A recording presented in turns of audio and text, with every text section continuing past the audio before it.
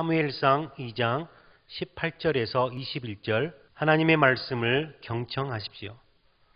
사무엘은 어렸을 때에 세마포 에봇을 입고 여호와 앞에서 섬겼더라.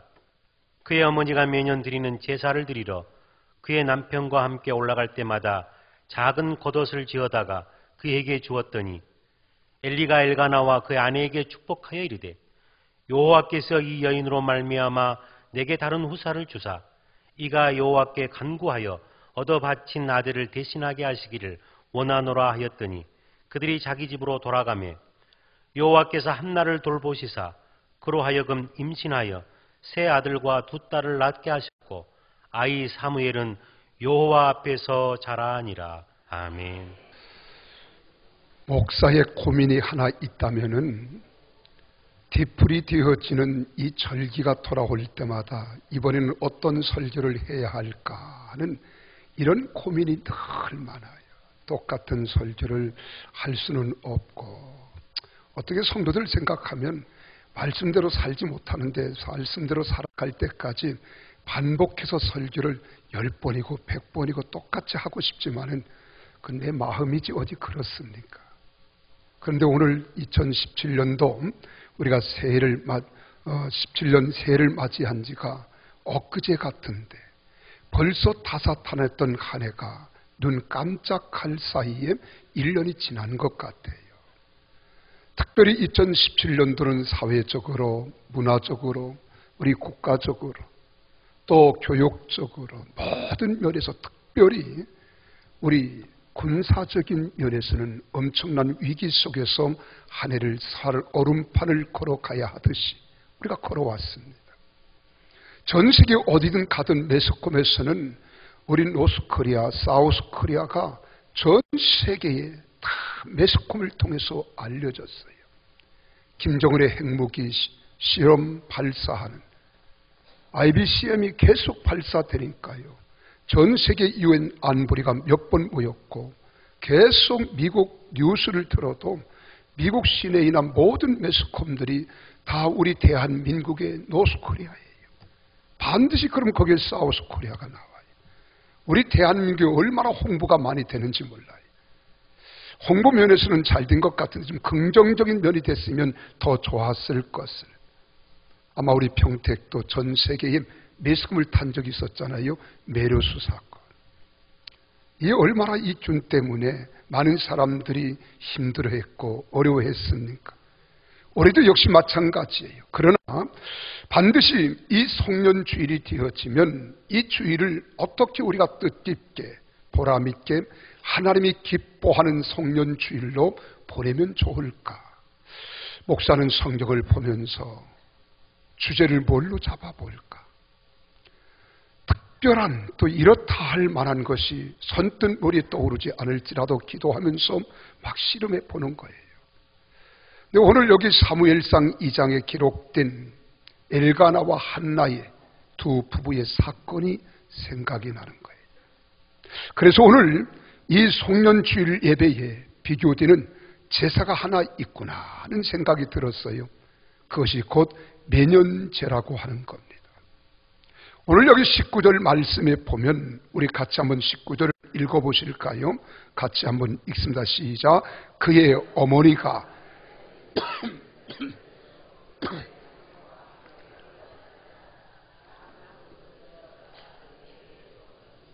여기서 우리는 세 가지 문장을 딱 집어낼 수 있어요. 첫째는 무엇입니까? 여기서 매년 드리는 제사를 요 한 문장입니다. 매년 드리는 한 제사를.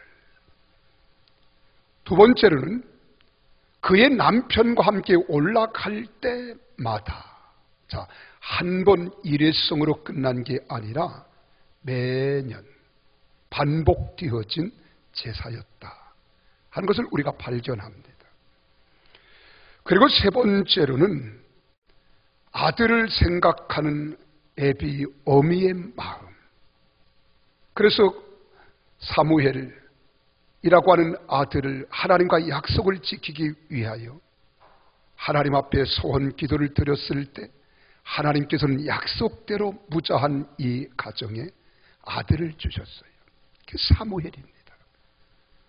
그리고 젖을 뗀 후에 그 어린 갓난 아이를 하나님의 거룩한 성전에 갖다 맡깁니다. 그리고 매년 옷을 짓고 준비해서 그 성전에 올라가서 매년제를 드렸다고 하는 이 매년제에 오늘 우리가 초점을 맞춰 보십시오.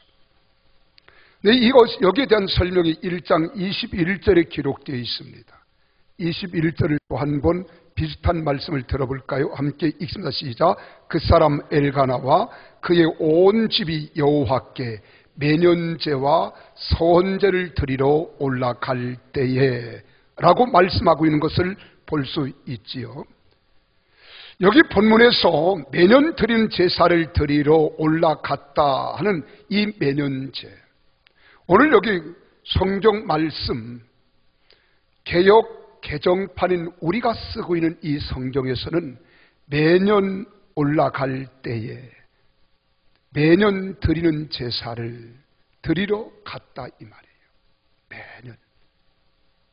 그래 여기는 매년 드리러 가는 제사라 이렇게 말했지만은 또 오늘 1장 21절에서는 매년제 이렇게 말하고 있습니다. 우리가 연말이 되어지면 이 연말 마지막 보내는 아쉬움이 있어요. 그 아쉬움이 한 해를 뒤돌아보게 합니다. 한 해를 뒤돌아보면 뒤돌아보는 가운데 희로애락이 있었다는 것을 우리는 또 한 번 느낍니다. 기쁠 때가 있었고 슬플 때도 즐거울 때도 또한 우리는 힘들 때도 어려움을 당할 때도 다 있었다는 거예요. 이런 과정 하나하나를 우리가 지내오면서 생각해 보면 가장 먼저 우리가 떠오르는 게 뭐예요? 내가 살아있다 하는 거예요. 살아있다 하는 거. 내가 존재한다는 존재감. 그러면서 또한 이제는 한 해를 뒤돌아보면서 감사로구나. 그래 지금까지 지내온 것 주의 크신 은혜라. 우리가 찬송을 부르듯이 감사를 올리게 되는 거예요. 그리고 나면 이제 또 눈만 뜨면 내일인데 새해를 이제 눈만 뜨면 여러분이 맞이할 텐데 자 이제 꿈이 있어요. 어떻게 2018년을 우리가 맞이해야 할까 하는 거예요. 어떻게 맞이해야 할까? 사람은 과거에 대한 감사가 있으면 미래에 대한 기대가 있어요. 과거에 대한 슬픔이 있는 사람은요 미래에 대한 기대가 없습니다. 이것은 상대적이에요. 2017년이라고 하는 전 묵은 해와 새롭게 맞이할 새해를 비교했을 때 내가 이런 엄청난 힘든 어려움과 고난을 겪었는데 2018년이라고 별 수 있겠나 라고 하는 자기 스스로를 약화시키는 정신적인 요인도 있습니다. 그러나 오늘 저는 이 매년제가 주는 이 의미를 생각하면서 오늘 살아가는 여러분들에게 하나님의 큰 은혜가 넘쳐나기를 주의 이름으로 축원합니다. 그러면 이 첫째로 매년제란 뭐냐? 중앙 성수에 올라가 드리는 제사를 드릴 때 매년제라고 하는 말을 썼습니다. 여기서 매년제라고 하는 말을 영어로 보면은요, 애슈리시클 사이프라는 이 애슈리시클 사이프 이 말은요, 여러분 우리가 이스라엘 백성의 해마다 한 해를 마무리하면서 지킨 희생의 제사 이 말이에요. 희생의 제사. 매년 해마다 한 해를 마무리하면서 지킨 희생의 제사입니다. 오늘날로 말하면 송년주일 예배라고 말할 수 있어요. 또 다른 말로 하면 송구영신 예배라고 말합니다. 그러므로 매년제는 매우 뜻깊은 제사였던 것만 틀림이 없습니다.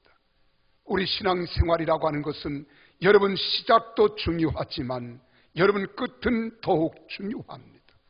우리 하나님께서 그렇게 말씀합니다. 나는 알파와 오메가라, 처음과 나중이라. 모든 것들이 시작할 때가 있는가 하면 진행할 때가 있고 마무리 결과를 가지고 우리는 샘할 때가 있습니다. 여러분, 사람이 하루를 살아가는 것도 그렇잖아요. 우리가 아침에 침상에서 눈을 딱 뜨면은 아하, 내가 살아있구나. 생각만 해도 여러분 가슴이 막 벌렁벌렁 하지 않아요? 한번 해보세요. 아하, 내가 살아있구나. 그만두세요. 여러분, 이것은요, 하루하루 일생을 살아오면서 힘들고 어렵고 고통당한 사람들이 내가 오늘 밤 눈을 감으면 내일 뜰 수 있을까? 내일에 대한 기대를 갖는 사람들이 아침에 눈을 번쩍 뜨면은요, 아하, 내가 또 살았구나. 감격이 오는 거예요. 그래서 조용히 기도하잖아요. 하나님, 감사합니다. 오늘 또 나의 생명을 연장해 주시고 눈을 뜨게 하소서. 나를 통해서 하나님이 하시고자 하는 의도와 계획하심이, 뜻하심이 무엇인가 나도 기대가 됩니다. 하나님, 나와 함께 하심을 감사합니다. 이러고 우리가 침상에서 탁 내려서 양치질을 하고 물을 마시고 우리가 건강을 위해서 또 어떻게 스트레칭을 하고 그리고 또 하루를 생각하는 거예요. 그리고 하루를 열심히 살다가 저녁에 잠자리에 들면 어떻습니까?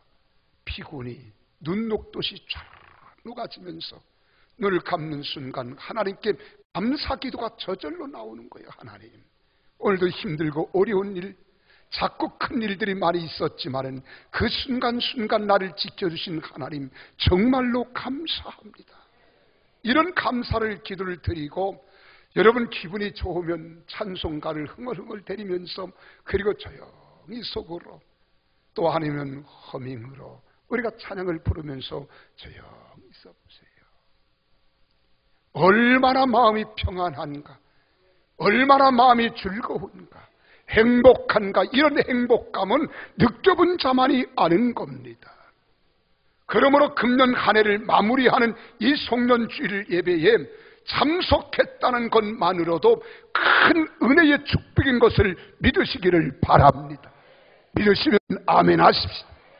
여러분, 한 해를 하나님께 희생의 제사를 드림으로써 끝을 맺었다는 것은 매우 중요한 것입니다. 바울은 그러므로 디모데후서 4장 6절 7절에서 그의 죽음을 앞에 두고 이렇게 고백하고 있잖아요. 전제와 같이 내가 벌써 부어지고 나의 떠날 시각이 가까웠도다. 나는 선한 싸움을 싸우고 나의 달려갈 길을 마치고 믿음을 지켰으니라고 고백하고 있음을 우리는 볼 수 있습니다. 이 고백을 하는 바울 사도는 지금까지 지내온 모든 삶이 내가 싸움의 연속이었다는 거예요.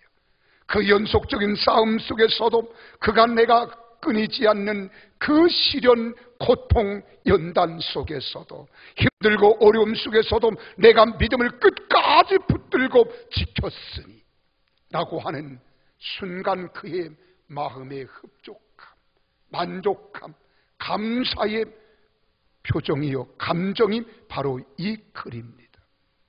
여러분, 오늘 우리도 마찬가지입니다. 이런 의미에서 내가 한 해를 지내면서 내가 생각합니다. 내가 선한 싸움을 싸우고 나의 달려갈 길을 마치고 내가 믿음을 지켰구나. 그리고 한 해 동안 나는 승리했고 기쁨과 감격과 환희 속에 한 해를 보내고 새해를 맞이하게 되었으니 오 하나님 감사합니다. 이런 고백이 나오지 않습니까? 이런 의미에서 한 해를 마무리하는 매년제의 의미는 매우 중요한데요, 세 가지 의미가 있습니다.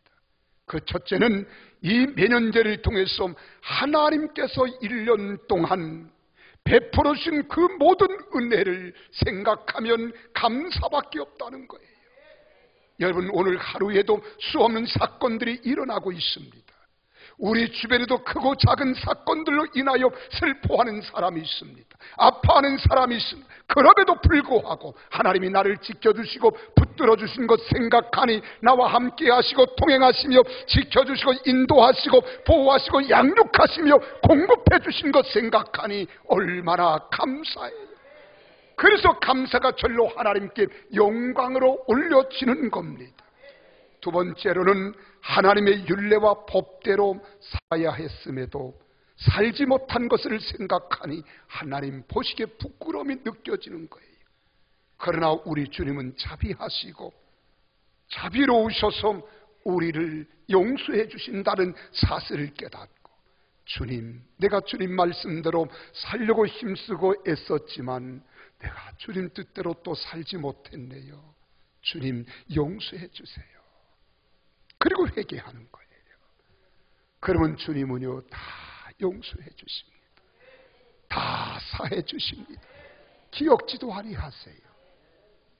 이 우리 주님이십니다. 세 번째는 밝아오는 새해를 믿음으로 살 것을 다짐하는 거예요. 내가 후회할 것도 있었고 부족한 것도 있었고 연약함도 있었고 내가 마음속에 아쉬운 것들도 많이 있었지만 이제 다가오는 새해 무술년의 만큼은 내가 반드시 멋지게, 값지게, 위대하게, 아름답게, 행복하게 승리하리라 다짐을 가는 거예요. 이래서 우리가 매년제를 드리는 겁니다. 오늘 19절에 말씀하는 말씀을 보세요. 뭐라고 말씀했습니까? 그 어미가 매년 드린 제사를 드리러 그의 남편과 함께 올라갈 때마다 이렇게 말합니다. 여기 올라갔다고 하는 것은 실로에 있는 중앙성수에 올라갔다는 말이에요.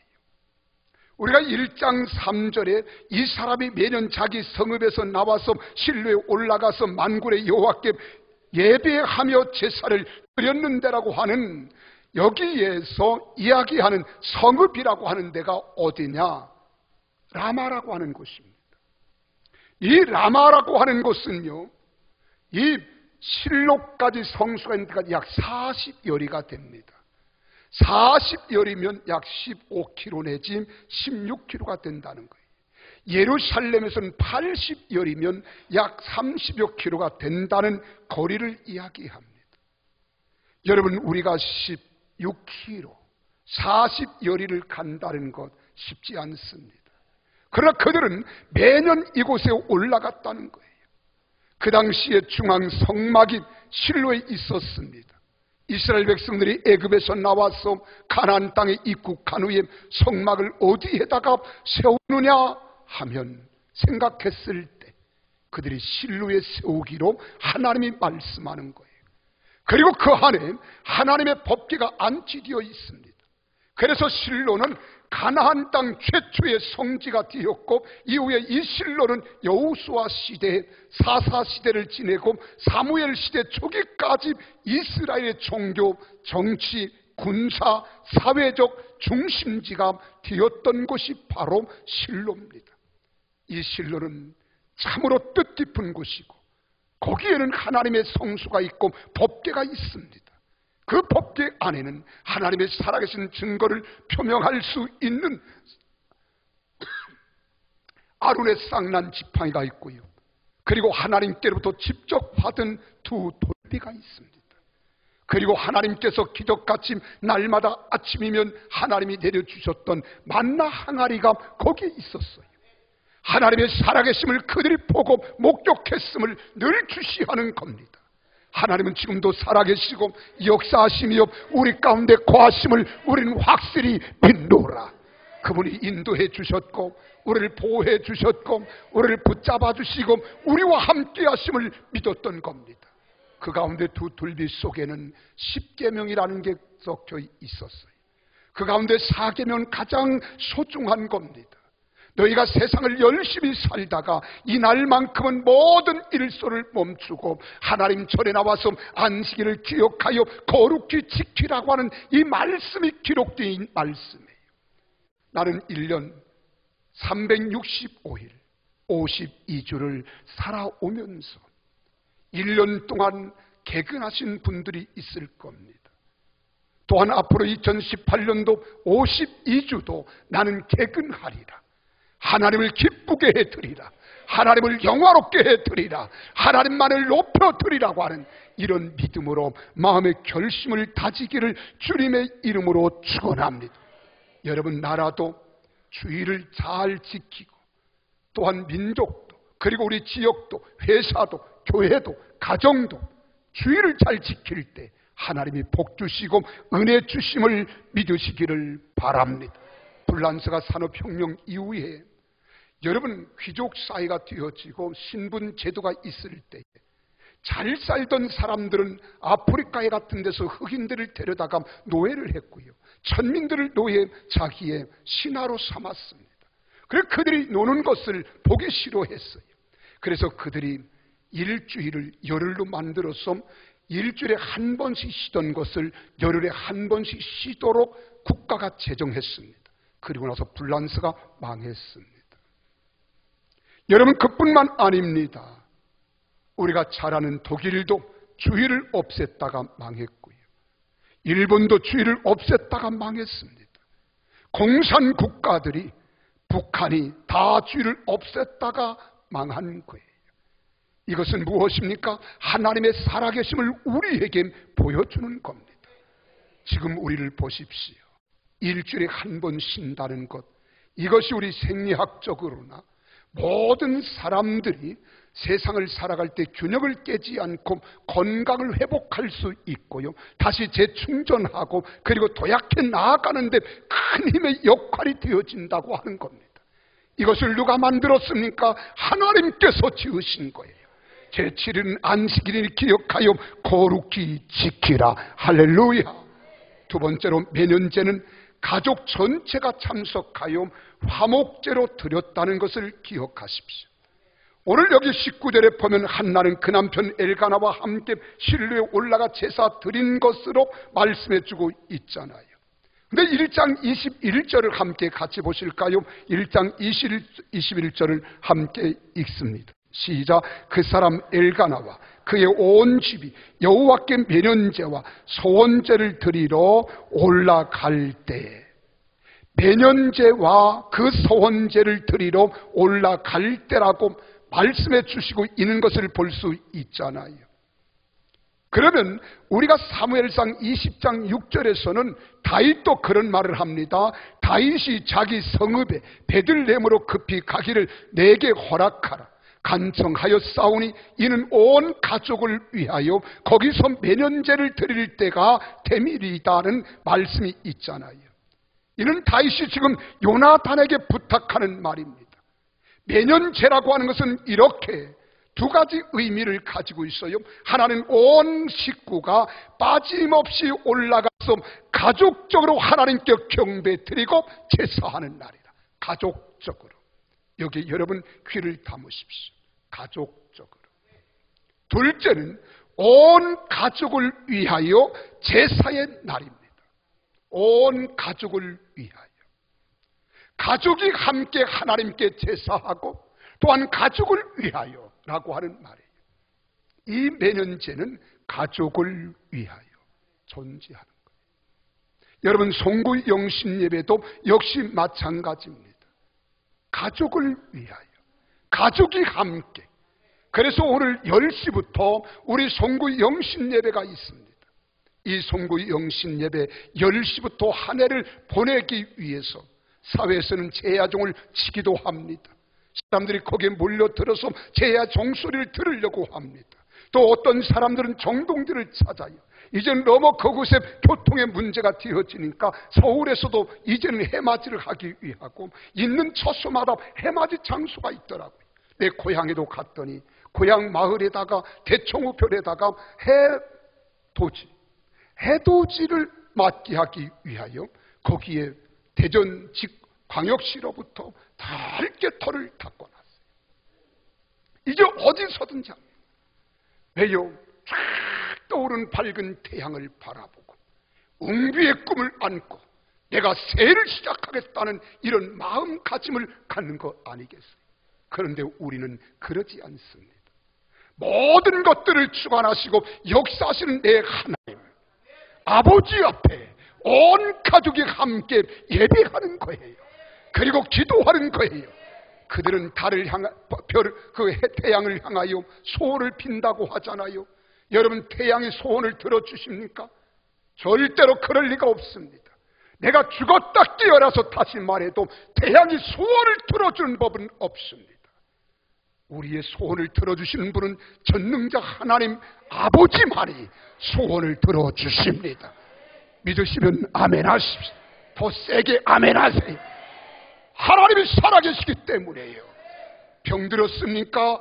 치료자 하나님 앞에 소원을 아뢰십시오. 문제가 있습니까? 문제를 전능자 하나님 앞에, 치료하신 하나님 앞에 아뢰십시오. 하나님이 치료해 주십니다. 응답해 주십니다. 역사의 주심을 믿으시기를 바랍니다.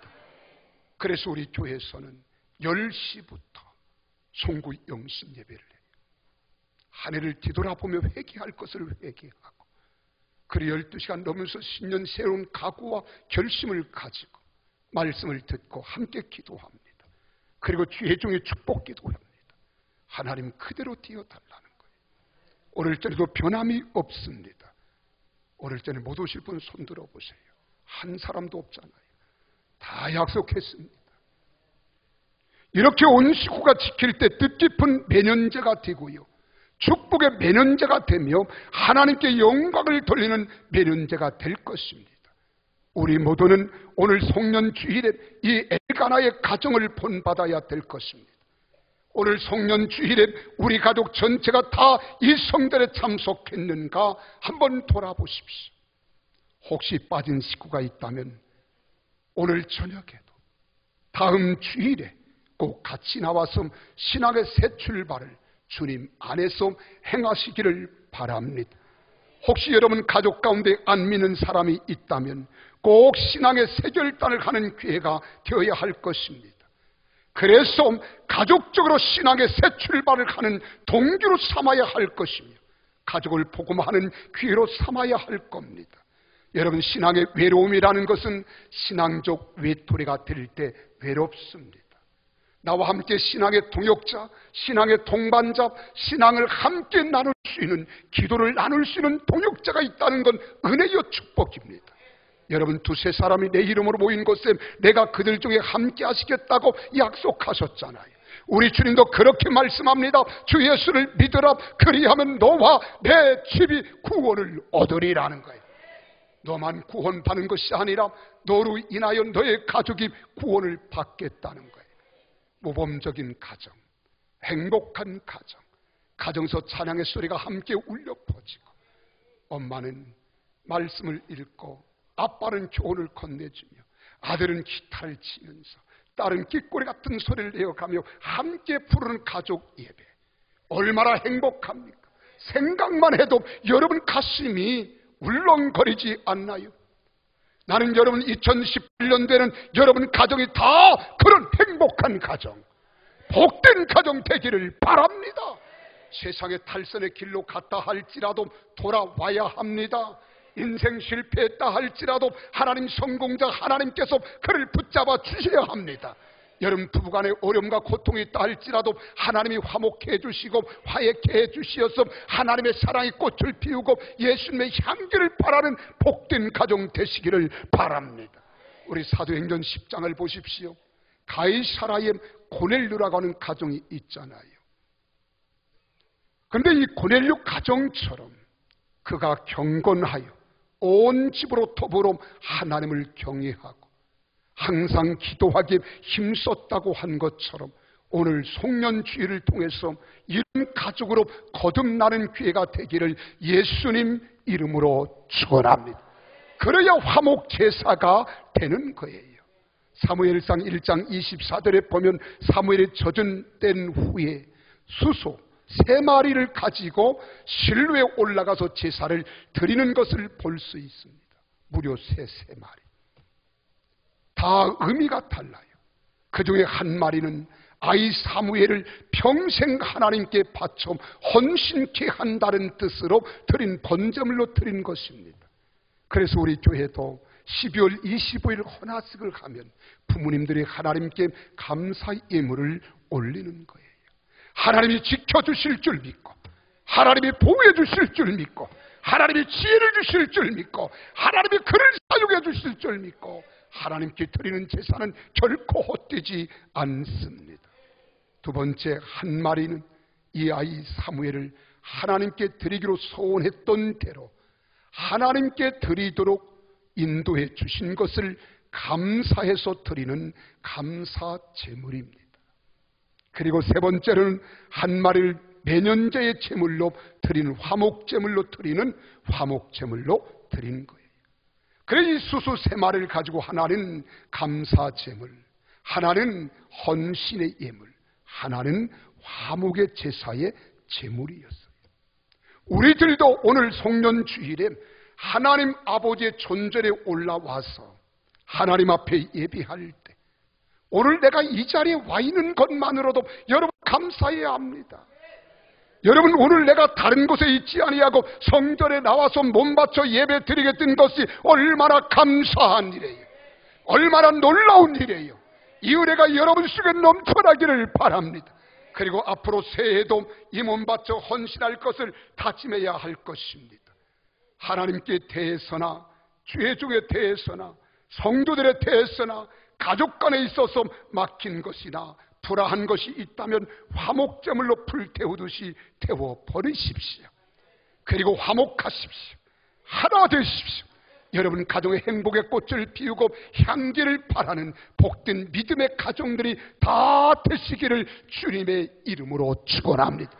오늘 송구 영신 예배를 기점으로 해서 여러분 부부간에 불화가 있었습니까? 서로 화목하십시오. 서로 하나 되십시오. 서로 이해하십시오. 서로 영광을 나타내시기를 주의 이름으로 축원합니다. 제가 1부, 2부 때는 이 간증을 안 했어요. 한두 부부 중년 부부가 가정법원에 이혼을 하겠다고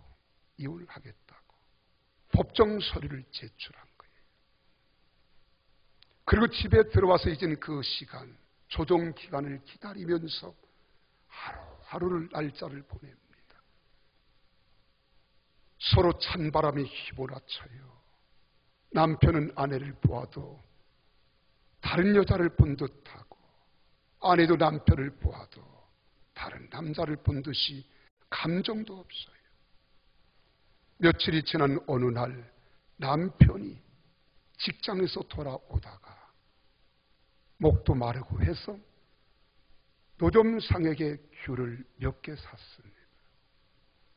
그리고 이제는 오다가 한두 개를 먹고 가져다가 탁자 위에 놨더니 방 안에 들어가서 코빼기도 보이지 않던 아내가 귤을 부는 순간 눈이 토끼 눈처럼 뜨여지는 거예요. 그러더니 귤을 먹어보란 말도 하지 않고 딱 까가지고 하나를 입에 넣더니만 달다. 맛있다. 그걸 까먹고 들어가는 거예요. 처음 미소 짓는 모습을 본 겁니다. 맛있다는 소리를 들은 거예요. 이 남편이 그 다음 날도 직장 갔다가 아내가 그렇게 맛있게 먹고 그렇게 좋아하는 모습을 처음 보았는데 그때 딱 주마등처럼 스쳐가는 떠오르는 모습이 있었어요. 서로 둘이서 연애를 걸 때에 아내가 그렇게 귤을 좋아했고 간간히 지나가다가 노점상이나 귤이 보이면 주저하지 않고 사다가 함께 나눠 먹고 까주고 까먹던 그때가 생각이 난 거야. 우리 아내가 그렇게 좋아하던 귤, 내가 지금까지 십수년을 살아오면서 한 번도 귤을 사다 준 적이 없었어. 그때 제가 자신을 돌이킨 거예요. 내가 못났구나. 내가 잘못했구나. 그리고 귤을 사가지고 가서 다시 탁자 위에 놨어요. 아내가 그 모습을 바라보더니 눈이 이제는 황소눈처럼 크게 떠가지고서는 얼굴 안색이 변하는 거예요. 그리고 하나를 까먹더니 맛있다. 정말 달다. 남편이 그때 눈치를 채고 여보 미안해. 당신이 그렇게 귤을 좋아하는 줄 알면서도 십수년 동안 나를 위해서 희생하고 헌신하고 수고한 당신을 위해서 귤 한 번 사주지 못했던 내가 아무리 생각해도 미안해. 여보 미안해. 그리고 귤을 든 손을 슬며시 가서 잡아줬대요. 떨리는 마음으로 떨리는 손길로. 그리고 또 한 번 미안하다고 했어요. 그때 아내의 눈에서는 황소 같은 눈에서 눈물이 구슬처럼 떨어지더니만 여보 사랑해. 그 한마디에 가정법에 갈 이유가 없었대. 나는 여러분 가정이 다 행복하기를 바랍니다. 아름다운 가정 되기를 바랍니다. 그렇게 되기를 원하시면 아멘 하십시오. 믿습니까? 사랑하는 성도 여러분, 우리가 하나님과 막힌 것이 있다면 불안한 것이 있으면 되겠습니까? 여러분 부부간에 막힌 것이 있으면 되겠습니까? 가족간에 막힌 것이 있으면 되겠습니까? 그런데 오늘날 가정들을 보면 핵가족으로 똘똘 우리가 굳어져 있기 때문에 부모와 자녀의 관계, 형제와 형제의 관계, 부부간의 관계가 얼마나 삭막한지 모릅니다. 그러나 오늘 이 시간 여러분들에게 부탁합니다. 2017년은 역사 속에 사라질진데 2017년 묵은 해에 우리 마음속에 가졌던 서글픔, 섭섭함, 미움, 아픔, 고통 다 역사와 함께 떠나 보내십시오. 떠내려 보내십시오. 그리고 하나님과 우리 사이에 가로막힌 죄가 있다면 회개하십시오. 그리고 화목하십시오. 하나님이 우리 가운데 임재하실 줄 믿으시기를 바랍니다. 그래서 고린도후서 5장 20절에 말합니다. 너희는 하나님과 화목하라는 거예요. 그러므로 우리가 그리스도를 대신하여 사실이 되었기 때문에 그리스도께서 우리의 화목제물이 되어주셨어요. 하나님과 우리 사이에 화목하라는 거예요. 하나님과 가로막힌 담이 있으면 안 됩니다. 여러분 하나님과 내가 내통해야 합니다. 하나 되어야 합니다. 내 속에 계셔야 돼요. 내가 그분 안에 거해야 됩니다. 그러면 하나님께서 나를 통해서 영광을 받으시되 하늘의 평강과 기쁨과 감사로 넘쳐나게 할 줄로 믿으시기를 바랍니다. 두 번째로는 성도 간에 불안한 것이 있다면 십자가로 소멸해 버리십시오. 데살로니가전서 5장 13절에 말합니다. 너 그들의 역사로 말미암아 사랑 안에서 가장 귀히 여기며 너희끼리 화목하라는 거예요. 여기서 그의 역사로 말미암아 가장 귀히 여기라는 말은 죄종을 말하는 것입니다. 그리고 성도 간에 화목하라는 거예요. 여러분 죄종과 마음의 감정이 있습니까? 혹시 아픔이 있습니까? 섭섭함이 있습니까? 다 떠내려 보내세요. 그리고 성도들과의 관계에서 화목하시기를 주님의 이름으로 축원합니다. 그리고 가족 간에 불안한 것이 있다면 화목 제사를 드림으로 서로 화목하고 한마음 한뜻으로 새 출발해야 할 것입니다. 왜요? 잠언서 17장 1절에 말합니다. 마른 떡 한 조각만 있고도 화목하는 것이 제육이 집에 가득하고도 다투는 것보다 낫다고 했습니다. 나는 여러분 가정이 화목하시기를 바랍니다. 부탁합니다. 형제간의 우애를 회복하십시오. 부모의 효도를 다시 회복하십시오. 자녀에 대한 사랑이 떠나지 않게 하십시오. 그러면 여러분 가정은 행복하게 될 것입니다. 마지막으로 부부간에 불화한 것, 부모와 자녀간에 불화한 것, 형제간에 불화한 것이 있으면 다 용서하시고 새 출발해야 할 것입니다. 그래야 그 가정이 다가오는 새해 형통한 삶을 누리게 될 것입니다. 우리가 그런 말이 있잖아요. 가화 만사성이란 말이 있지 않습니까? 베드로전서 3장 11절에 말합니다. 악에서 떠나 선을 행하고 화평을 구하며 그것을 따르라. 평화를 따르십시오. 마지막으로 매년제를 드림으로 축복을 받았다는 것을 기억하십시오. 오늘 송구 영신 예배를 통해서 여러분 가정에 이 복이 임하시기를 바랍니다. 우리 20절 21절을 같이 한번 읽겠습니다. 20절 21절 시작.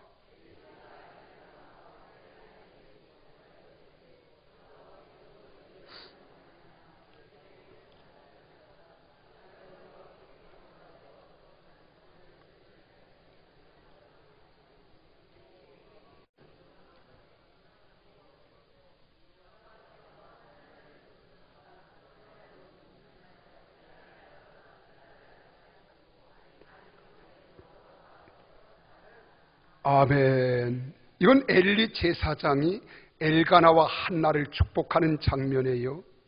한나는 아이가 없었잖아요. 그래서 서원해서 하나님께 아들을 얻은 것이 사무엘입니다. 근데 그 사무엘을 서원대로 하나님께 드렸습니다. 그리고 매년제를 드렸더니 엘리가 엘가나와 한나를 축복하는 장면이에요. 아멘이십니까? 매년제를 정성껏 드렸습니다. 화목제를 드렸습니다. 하나님께서 그들의 제사와 예배를 연락하셨습니다. 그리고 하나님이 그들에게 축복하셨는데 한 아이도 낳지 못하던 엘가나와 한나에게 세 아들과 두 딸을 더 축복해 주셨다는 거예요. 하나를 바쳤더니 다섯을 주시는 하나님이심을 보여주고 있습니다. 하나님은 거저 받기만 하시는 하나님이 아니라는 것을 믿으시기를 바랍니다. 그래서 이 가정이 해마다 신뢰에 올라와서 매년제를 정성껏 드렸더니 생각지 않은 은혜와 축복을 더해 주셨던 것입니다. 구하지도 않은 축복을 내려주셨다는 거예요.